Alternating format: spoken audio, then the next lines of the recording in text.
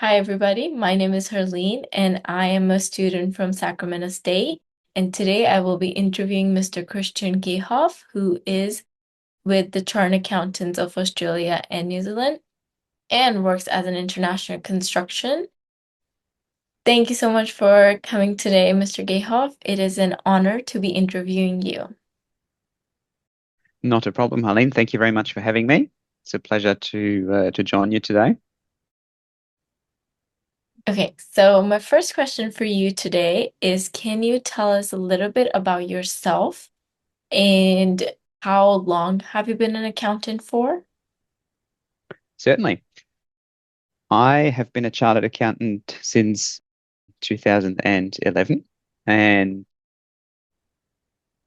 so I've started the path towards becoming a chartered accountant in a typical manner, at least here for Australia and New Zealand, meaning I worked in a public practice firm that serviced a broad range of client and assisted or provided compliance and tax consulting services. So that is, yeah, very typical pathway. It set a really good foundation because you get to experience many different industries, many different types of businesses, small, medium, and large types of businesses. And but after 3.5 years, I chose to move into a different role where I could work from within a business rather than only looking at their tax affairs or their financial reporting needs from the outside. So with my current employer, I've been with for almost 14 years now, and yeah, it's been a very, very interesting, very challenging journey. And outside of being a chartered accountant, I really do enjoy running. I've run a few marathons now since 2021, and I'm also I love spending a lot of time by the beach, especially also now with my three children who are getting older and getting to an age where we can really enjoy those activities together. And I think a lot of colleagues in the accounting profession, they will confirm or they will attest how important it is to have some physical activities outside of work to have a balance to the office, mostly office type of work. Thank you so much for sharing that. My next question for you is, what countries have you visited in your career as an accountant? Mhm. Well, yeah, that's a very interesting question. So I was born and raised in Germany, so did move to Australia initially to study only, but then decided to stay. So I would probably count Australia as the first location in that sense. Although I made Australia my home then at the time. So and I joined my current employer here in Australia. I worked for 4.5 years on various big construction projects here within Australia. But then I was given the opportunity to move and to work in Qatar in the Middle East. It's a very, very small country. I have to admit myself, I had to really do some research first when this opportunity was presented, because it was not a place that I had heard much about at the time. That was then followed by a 3-year stint in Germany, which was a coincidence because this is the place where I'm born and raised, and then I joined a company at the other end of the world, who then asked me to work in Germany again. So, but it was a great opportunity to explore, well, to experience the country from a professional perspective, and also it came with the opportunity for my wife to come along. And since she's born and raised in Australia, it was a great opportunity for her to get to know Germany firsthand. After the work in Germany completed, I then moved to Russia for a bit under a year. I went there without my wife and then two children. They stayed in Australia during that time. And then after the project in Russia was completed, it was a very, very short project, which is the main reason why we decided for me to go by myself. And after Russia, we then moved together to Taiwan and then back to Australia after that. So It's all the stations in short. That is so interesting. That's so many countries, and I've always been a person who loves to travel. As a kid, we Yeah, used to travel a lot. Our parents used to take us out to vacations every summer holiday. So it's something I feel is really important as a kid too, to look at all these places and then seeing these people. It just puts diversity, like an approach. You see so much diverse food, places, and everything. It just changes your absolutely. perspective as a child too. So that's really Absolutely. interesting to know. You've been in so many countries.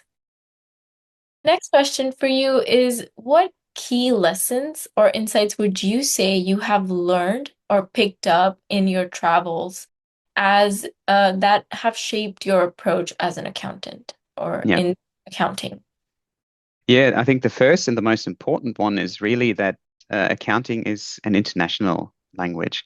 So you hear that, the day, the first day you start your accounting degree, you always, this is sort of a phrase that you hear over and over again, that accounting is the language of business and it's an international language. And you don't really pay much attention to that when you're at uni because you're more interested and focused on the technical aspects of your studies most of the time.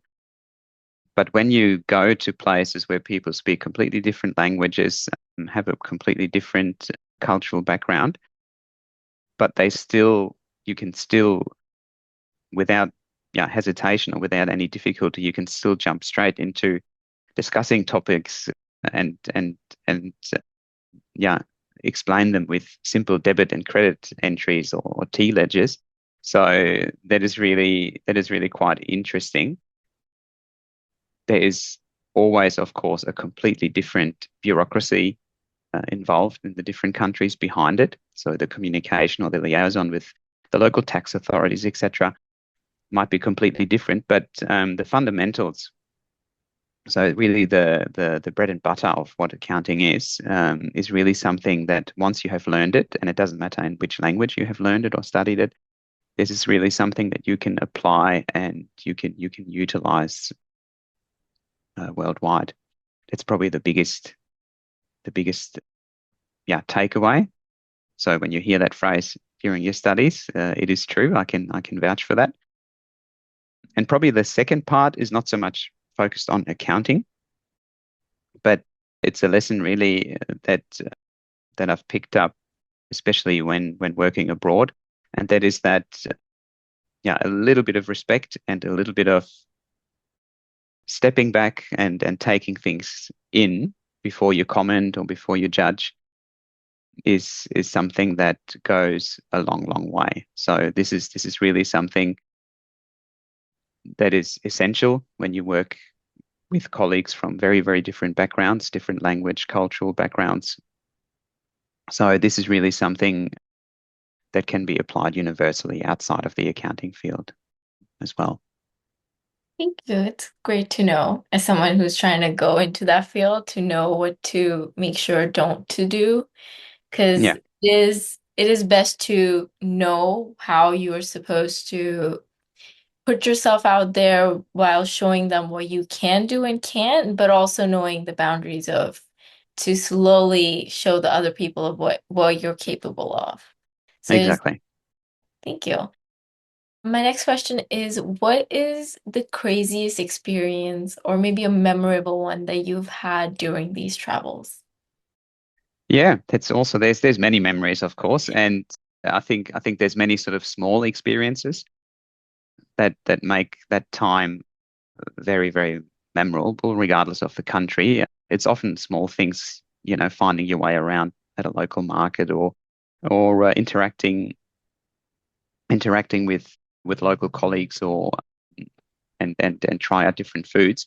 But one particular experience, and I still have that on as a background on my personal computer, a photo of it, is when we went to Qatar. It was the first time for myself and for my wife to really live in a country outside of Europe and Australia. But it had the great advantage that there were many, many people in the same boat. So there were many expats living in Qatar, and we quickly, we found a running group. We were both already interested and keen runners at the time. So we joined a running group, and that was just a mix of mostly expat runners. And some of the runners who started that group had been in Qatar for many, many years. So they knew the place inside out. And on a regular basis, probably sort of on a monthly or bi-monthly basis, we would, or they would organize runs to go on a run a little bit outside of the city. So we all lived in Doha, the capital of Qatar, where you can, yeah, just run on the footpath or along the waterways, which is fairly, yeah, normal. But then on these other runs, we would go to a bit more exotic locations. So, and there's one time we joined, it was during winter, mind you, we joined to run the group on a run through the desert. So we had to really drive out of the city. Qatar is a very, very small country. I think it's only 200 kilometers from north to south. So, but still, we drove out of the city. We got to the place where we met up with everyone, and then we just started running, literally in the middle of nowhere.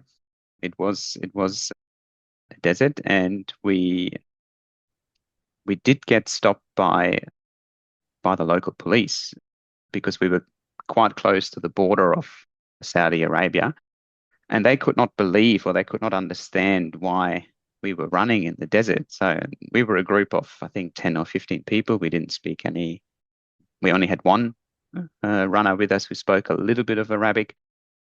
Police officers only spoke very little English. And so we tried to then convey the message, what we were doing and why we were doing it. Of course, half of us, we had left our ID cards in the cars because we didn't want to have it with us and lose it potentially. And so that went on for a little bit. And then out of nowhere, a camel farmer appeared in his pickup truck, and he must have been a person of respect. The young police officers, they did not, yeah, dare to speak up to him. He exchanged a few words with him, and they then let us go. And he then invited us to join his camp, and we did. So we sat together with him. We had some tea and coffee in the middle of the desert, and yeah, again, we spoke to none, no Arabic. He could only speak very, very rudimentary English, but it was, yeah, with hands and feet, we managed to have, yeah, a small conversation. We could explain to him where we were from, what we were doing, and yeah, it was very, very enjoyable. And he then pointed us in the right direction so we wouldn't get lost. And we went on our way, and he made sure all our water bottles were filled up. So yeah, it was a really, it's something, it's one of those experiences that you don't expect to have. And because you cannot plan something like this, but it is then something that you always, yeah, look back at and think, oh, this is something special. That must have been adventurous and fun at the same time for you. Yeah, Experience. oh, absolutely. Yeah, and this is really this is one of the great perks that you have when you are in these places, and especially if there are places that you never had any affiliation with before, if you've never been on holidays, or if you've never really had any interest in going to these places. It's something that opens your mind quite a lot to what's going on. That's like a good gateway from just work as well. Like you're not just Absolutely. working, Yes. you're also exploring these places. Okay, so my last question for you is how do you manage to explore the places you're visiting while maintaining your professional responsibilities on these work trips? Yeah, that's a very good point to make. Of course, you have to keep in mind the main purpose of your travels is generally that you are there to complete a certain job or a certain task. So that should always be the at the forefront, or that should always be the driver of whatever you're planning to do. So, but in saying that, is in general, when people do work abroad or work overseas, you tend to work much, much longer hours already by default. Especially at the beginning, you have to find your feet in a new environment. You have to establish yourself. you have to learn a little bit of how everything works. So, which often means that you already are putting on very, very long hours, and you often don't find the time really to explore your surroundings at the beginning of your posting. However, I think it's very, very important to find a balance. So once the initial busy period is over, it's really, really important not continue going at 100 miles an hour, but to really try and take time off, whether it's on the weekends or whether it's trying to finish at a reasonable time in the office, because otherwise you it's not a sustainable way of working in the long term. Let's put it that way. So I think that's also the approach I've always taken. I've found my feet, tried to work out how things are running. Very often, the dynamics in the office or in the environment that you're working in are a little bit different. In some countries, people start working rather late and finish late. In other locations, it's the opposite. So people start very early, finish early. So yeah, try and find to sort of synchronize yourself with the rhythm, with the local rhythm, and see what works best for you. And then sometimes it's also good if there's more, if you're not by yourself, if there's other expat colleagues working with you. It's a good way to sort of spend time together outside of work, and maybe also to talk about something else other than work. If you pick certain locations to explore together, or if you find activities to participate in, that's sort of a very good team building exercise as well, which will benefit you in the long run than when you're working with the same colleagues if you're working back in the office. So that's probably something to keep in mind. Also, one of the tricky things is, of course, you're always, or in most locations where you work as an expat, you're often in a very privileged position, meaning your employer values you very highly, which is why they are willing to send you around the world or send you in a different location. Generally, you don't have to worry about looking for accommodation or your travel, your insurance. Everything is organized for you. So, and I think there it's always important to also keep that in mind, to keep this really privileged position in mind, which might not be a position that your local colleagues have, or that the people that you interact with locally have at all. It really depends on the location where you're in. And to be a little bit more aware of the disparities that you might come across. Thank you so much for sharing all these details and your experiences with us. It was good to know for someone who is also going into that field or even thinking of pursuing something different or something interesting, to have these insights before getting into it. So they Mhm. have a big picture of what they should be expecting, of what they are getting themselves into. So thank you so much for sharing all of this with us. You're more than welcome. It was a pleasure. Thank you for having me. Thank you.